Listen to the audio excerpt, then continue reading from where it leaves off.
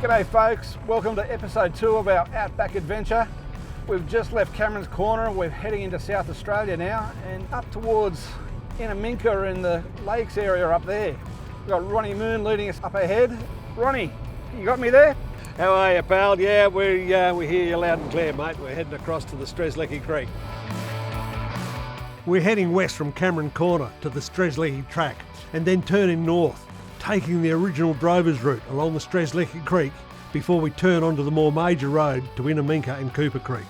We'll have a few days around the creek, enjoying its ambience and revelling in the history and the drama that was played out along here when the Burke and Wills expedition set their major camp up on the edge of the stream at what we now call the Dig Tree.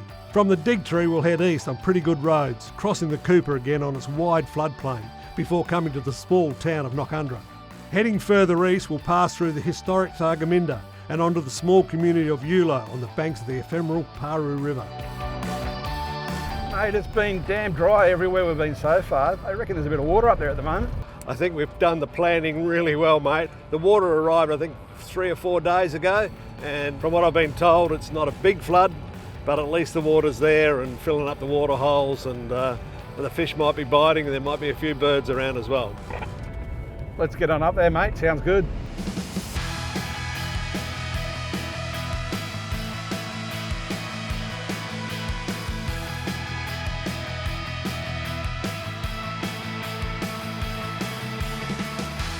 I love this run west through Outback South Australia across the rolling dunes of the Stzelecki Desert. In the morning's first light or in the late evening, the dunes often glow with such an intensity that it seems they're like coals pulled from a fire. Further west, as you head north, there's a big dune south of Murdy Homestead that sits on the edge of the creek's floodplain. It's a top spot to take in the surrounding flat country. The country changes then as you push on, following the edge of Stzelecki Creek. The scattered, stunted, spindly trees indicating that this creek only gets water rarely. The last time was about 10 years ago, and before that it had been a 20-year break. Through here you'll also see the nodding heads of beam pumps pumping oil and gas to the nearby processing plants. This vast field stretches across the border into Queensland and is the biggest onshore gas field in Australia. The discovery here of natural gas in the late 1960s has transformed this region with better roads, still mainly dirt though, and the resultant heavy truck traffic. You need to be aware of them and stay out of their dust cloud. Cooper Creek, one of my favourite places in Central Australia. It is a true oasis in what can be a very dry part of the continent, and the surrounding country is parched and very dry at the moment. When the first Europeans arrived here, Charles Sturt and his small body of men in 1844-1845, the country was then also in the grip of severe drought. Sturt found hundreds of Aboriginal people along this creek. It was the place they retreated to in times like that, and you can understand why. We do the same, passing through the dry, hot desert country quickly to stop and rest and recuperate on the edge of this wonderful waterway. As an added bonus, the creek is flowing, not strongly or deeply, but still flowing with water oozing down from central Queensland. It brings life to this region of Australia, and I love it. Everybody wants to keep close to the stream, and we are no different.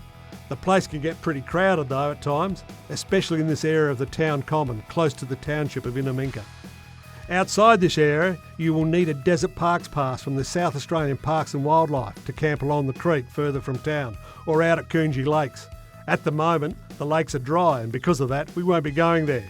We prefer here, close to the creek under the shade of these river red gums. Take care with these giants though, they can drop branches suddenly without warning, so watch where you set up camp.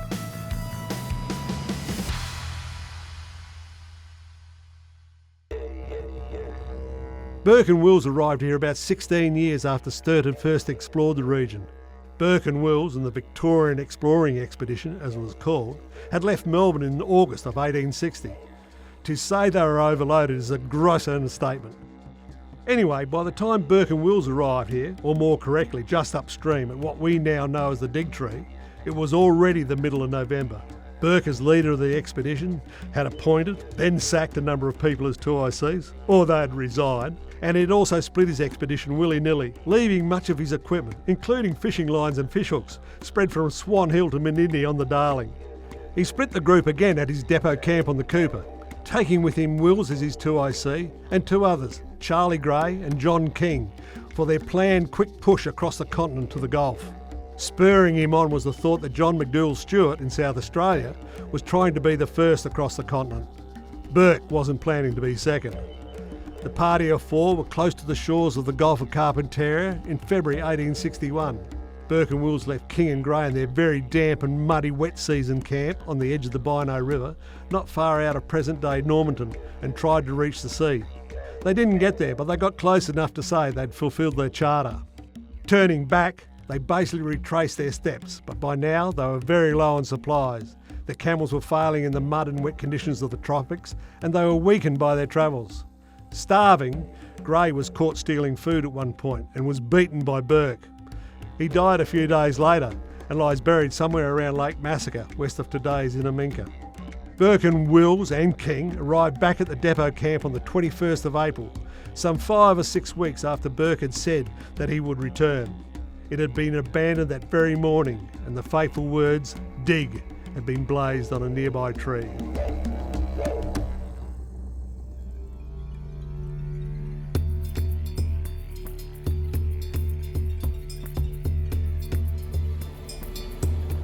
We set out from Inaminka, and if you head about 60 k's east, you come across the famous dig tree, the famous spot where Burke and Wills set up their depot.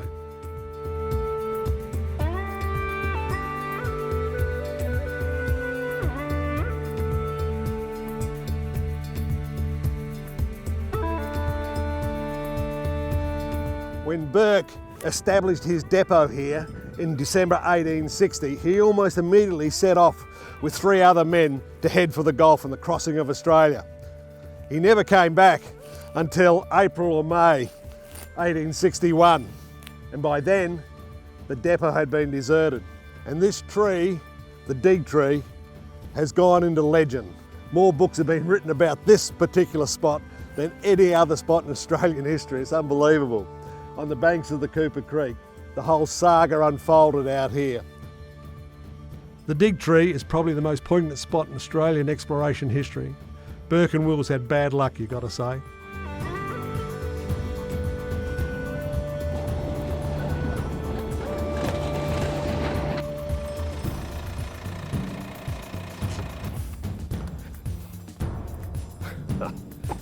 Calamara Waterhole on Cooper Creek. Fantastic stretch of water. One of my favourite places in Central Australia. A favoured campsite by many. This waterhole is the longest, most permanent stretch of water on the Cooper, and it's up to 30 metres deep. Fabulous place to come, fish, camp, canoe, just terrific. But it was the great saga of Burke and Wills when they'd crossed Australia up to the Gulf of Carpentaria and got back here that has marked this place in the Australian psyche. They found their depot camp, which is just upstream, abandoned, and they were trapped here for the next 2 months, basically wandering up and down this waterway, trying to survive, waiting for a relief party to arrive. It eventually did, but by then Burke and Wills had died and only King had survived. Let's go and have a look at a couple of those places. By the end of May 1861, the last remaining camels had been shot or had died, and the 3 men were basically relying on the local Aboriginal people to supply them food. Wills returned to the dig tree around that time and buried his diary and notebook with the cache. Burke had treated the local people pretty badly, and when he fired his pistol at one of the women, the whole group headed off, leaving the 3 Europeans in a very perilous position. 2 days later and further east, Burke became too weak to continue. King stayed with him till he died and then stayed with the body for 2 days.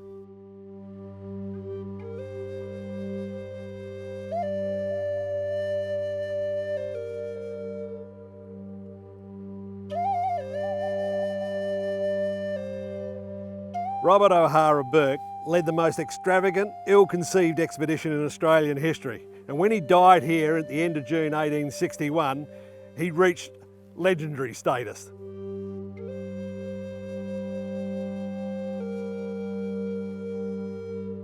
Towards the end of June, while wandering the creek and trying to find the local people, Wills became too weak to continue. At his own insistence, he was left with some water and food on the edge of a waterhole. He died there sometime in the next few days, most say around the 28th of June. For the next 6 weeks or so, King, alone, stayed on the creek, relying on the local Aboriginal people for food. In the middle of September, a relief party, led by the great Victorian explorer Alfred Howard, found King living with the Aboriginals. The bodies were initially buried at these sites, but were later recovered and taken back to Melbourne for the state's first state funeral.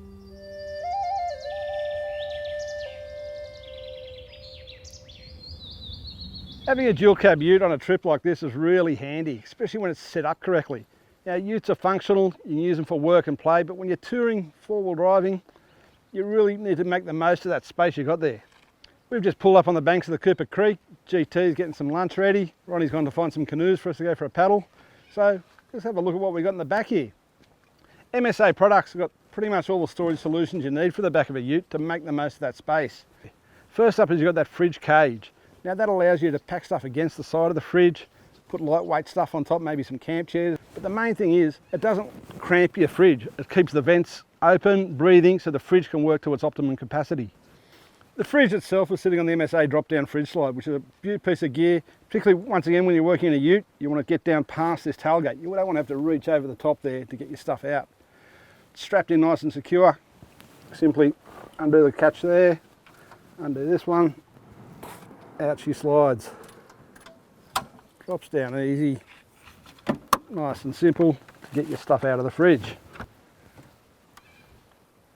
Up she goes, and it slides with the safety catch locked into place. Just as safe, secure and convenient are the MSA drawers. Once again, smooth sliding right out to the full length, so you don't have to reach up the back and get into the back because the back of a ute's quite long. You can access the whole drawer here very easily no matter what you want to get out. Fruit salad, for instance. These drawers, aluminium construction, lightweight, sealed rollers, so you're not going to get dust inside the bearings as you have on some of the other ones. LED strip lighting inside, nicely lined, real simple, easy to use. The drawers are built to a standard and then crash tested to ensure they're not going to come loose in the event of an accident. The stuff on top, like the fridge slide and the fridge, they can be pretty heavy. You get rear-ended by a truck, that's not going to come loose and go through the back of the cabin and hit the occupants of the car. That crash testing, MSA is probably the only drawer manufacturer that's done that sort of stuff, so it's real credit to them for getting that right. A new addition to the MSA drawer systems, this neat little switch panel here. Get all your 12-volt accessories loaded up. You might have a compressor tucked away in one of the corners behind here, or a water tank. So you got water tank button there for the pump, compressor pump, lights for the ones up here, power outlets for all your various bits and bobs, and a little voltage gauge there. Just another nifty accessory to make these things more functional. All in all, it's a great package for the back of any double cab ute. Makes life a lot easier on the road.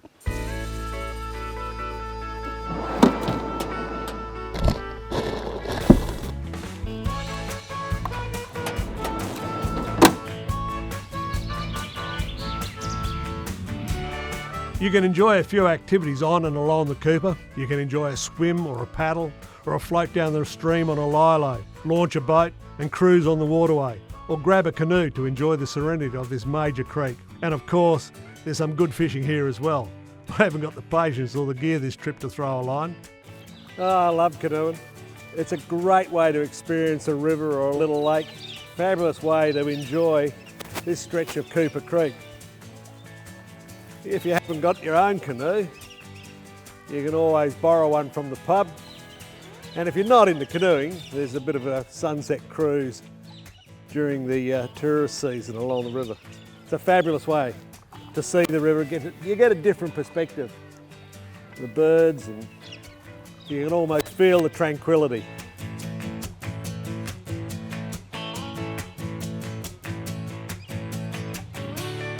Still, the kayak on the Cooper was so enjoyable, Owen decided to have a go. Paddle, paddle, paddle! Oh, I'm trying to. I think that Paddle, paddle. the percentage has gone up further. As did GT.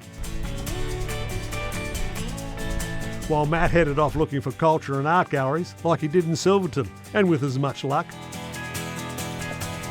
Inamika Hotel is one of those pubs you come across in the middle of nowhere. It's just like a desert oasis. It forms a part of the Outback Loop, which connects Birdsville and Inaminka via the Birdsville track and the Stzelecki track. It's at the northern end of the Stzelecki.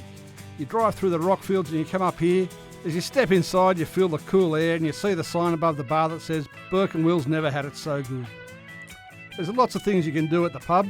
Play around a mini golf, have a paddle in the Cooper Creek, hire a boat, and when the water's really good you can catch a good feed of yabbies or get a boat tour up and down the creek. Geez, Ron, that Cooper Creek's a beautiful place to camp. Yeah, beautiful, mate. I've been coming up here, fairly regularly, I guess, since about 1970s, and yeah, it's an absolute cracker of a place to enjoy, and even better when there's water coming through. Yeah, that's probably some of the best times I've seen it there. Shame to leave and head into Queensland. Yeah, if the fires would go away, it'd be perfect. What camp are we heading for tonight, Ron? Tonight we'll be at Noccundra on the Wilson River, that beautiful waterhole there, and then there's a waterhole in the river as well. One waterhole to another for this trip. Yeah, mate. Yep. We're gonna get a bit of water from now on. We'll cross the Cooper later on, and again, and then get to the Wilson River, which is a tributary of the Cooper. Lead on, fearless leader. Water holes and watering holes. That's what we should call this trip.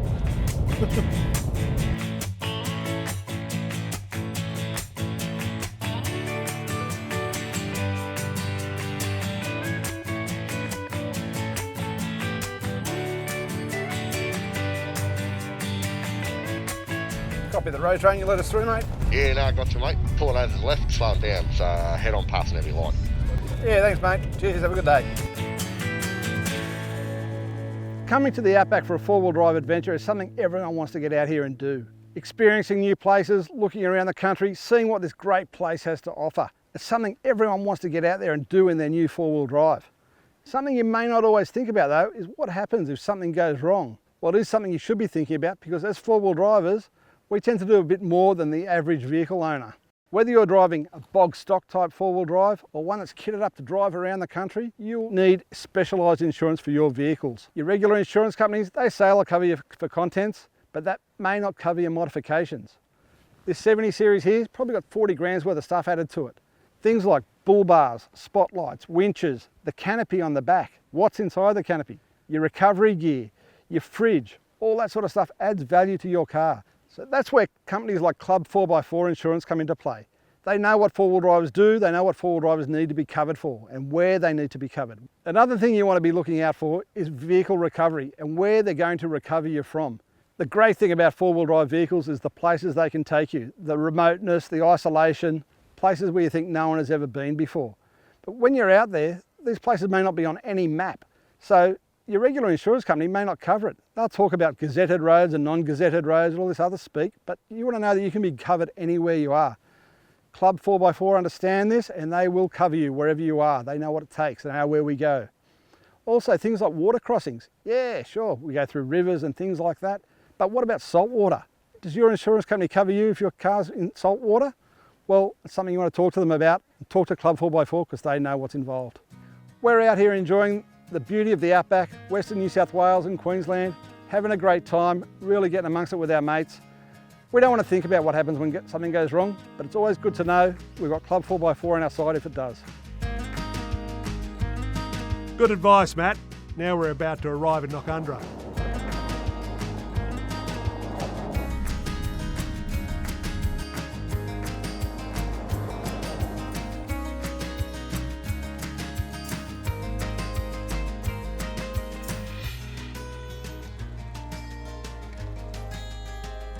Going by the number of people who camp on this waterhole in southwest Queensland, it would have to be one of the most popular spots in the Outback.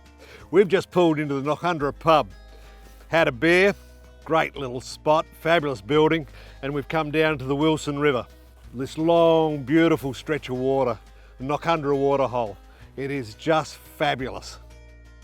We're going to camp here for the night and then tomorrow head to Eulo.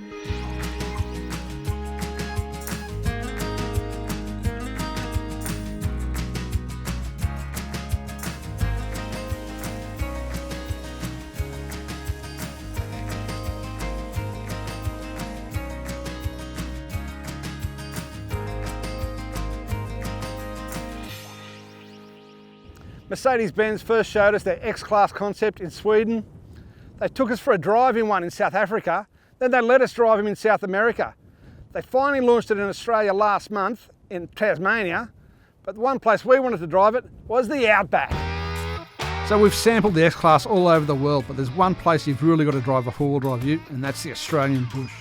People out here live on these sort of vehicles. Farmers use them, tradies use them, but they're more commonly being used as recreational vehicles now for families. Mercedes is keen to get into that market. We're out here in the Outback to test some of the best road conditions Australia has to offer. 5,000 kilometres through western New South Wales, South Australia, into Queensland and down the Darling River. Tough, dusty tracks that'll put the Mercedes-Benz to its test. Now they're becoming more common as recreational vehicles, and people like Mercedes are getting into the market. The two cars we've got with us out here are a top-of-the-line X-Class 250D Power and the mid-spec 250D Progressive. Below that there is a base spec, almost like you'd call a tradie spec, with steel wheels and unpainted bumpers. They call that the Pure. The 250D, that's the 2.3 litre bi-turbo engine, makes 140 kilowatts of power, 450 newton metres of torque. It's pretty much the same engine you'll find in a Navara. Backed here by a 7-speed transmission, part-time four-wheel drive with a rear diff lock. The components inside the X-Class are taken from Mercedes-Benz's C-Class sedan and V-Class vans. It's got leather-lined dashboard, the seats are heated and electric. Big clear screen up on the dashboard has a touchpad down on the console where it's easy within hand's reach. It's a real Mercedes-Benz cabin.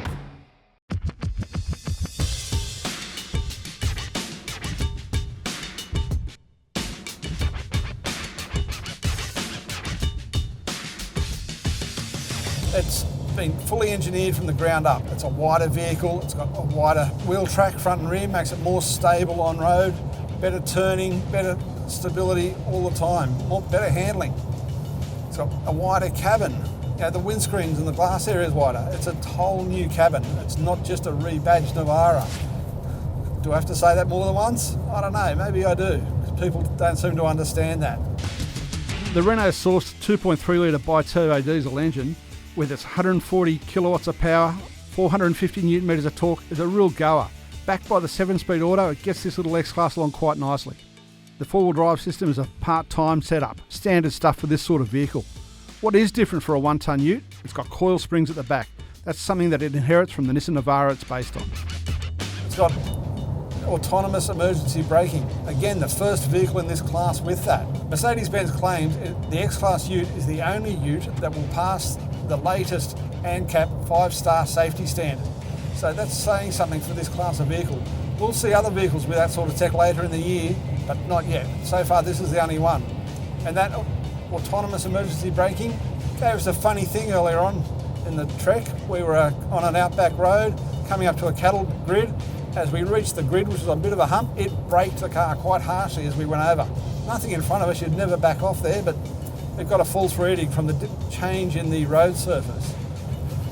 Another thing that's not quite right in the bush roads is the calibration of the ABS brakes on the corrugated rough roads. We did a harsh stop dodging some kangaroos. Braking distance was quite solid. It didn't let the wheel brake up as you want to on a gravel road. So that's something they've got to work on a little bit too.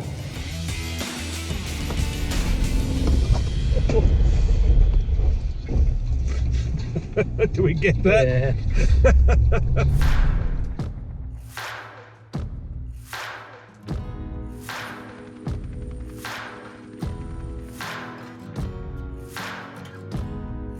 We're nearing the end of our Outback adventure, and I've got to say these Mercedes-Benz X-Class 250Ds have held themselves pretty well.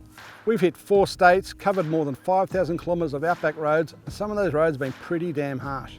They're rocky, rutted tracks that tear the hell out of your tyres, beat the crap out of the suspension, really give the cars a good workout, and we haven't had a single issue with them. Sure, we fitted all-terrain tyres to these cars because coming out here on highway tyres just doesn't cut it, you'll end up with flats. But other than that tyre issue we had early on, not a problem with the cars. Engine and transmission, both perfect, not an issue there, plenty of power, transmission shift nicely, four-wheel drive system works well. Not that we do much low range off-roading out here, it's more outback touring, what most people get out there and do with this sort of car. The cars have been mildly loaded and they ride quite nicely out here. It'll be real interesting to see how they go with a heavy load in them. The coil spring rear suspension is comfortable on the ruts and the bumps, rides real nice, as you'd expect of a Mercedes-Benz car, but these are after all 1-tonne utes, so we look forward to testing them out with a load on. We're also looking forward to the V6 version coming out later this year. That's one we reckon is going to be a real winner. The question remains, is the Mercedes-Benz S-Class worth its extra price? We say yes it is. Sure, it may not be a game changer, it's not going to revolutionise the market, but this car is a step above most of its rivals. The interior, you can tell straight away, this is a Mercedes-Benz vehicle. The ride quality is spot on. These tracks are rough and tumble. The car rides beautifully all the time. So yeah, we reckon that extra money is money well spent. Out of the darkness and into the fire. Out of the darkness and into the fire.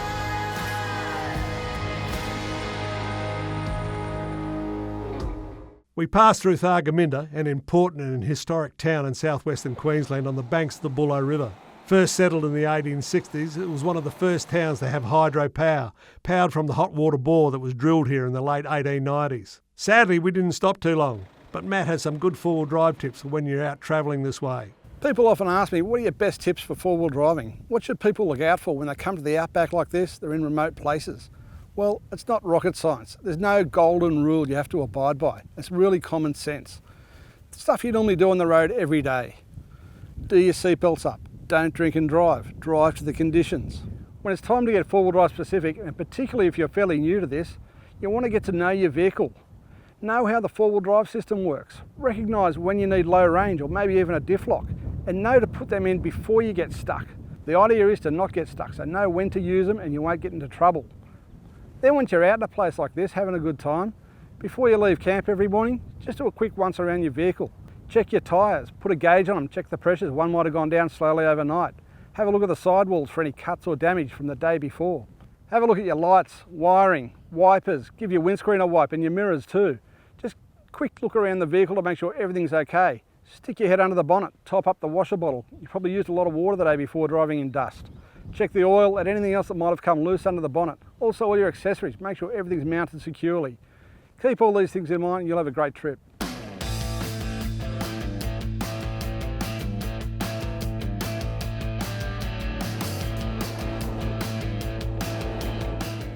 The small township of Eulo, population of 100 or so if everyone is at home, sits on the banks of the Paroo River. The most famous building in town is the Eulo Queen Hotel, a great outback pub. You really need to visit it to enjoy its ambience and to find out its colourful history. Well mate, it's a pretty boring run coming into town here, isn't it? Yeah, we had a top start though. Cameron Corner, Inaminka, Cooper Creek, the Dig Tree, Noccundra last night. Yeah, that camp on the Wilson River is one of the best spots. Oh, it's a cracker of a spot, magic. And the Eulo Queen Hotel beckons, I reckon, mate. Yes mate, it's beckoning us. So then grab some maps, let's go and plan the next leg of our adventure. Yeah, my word.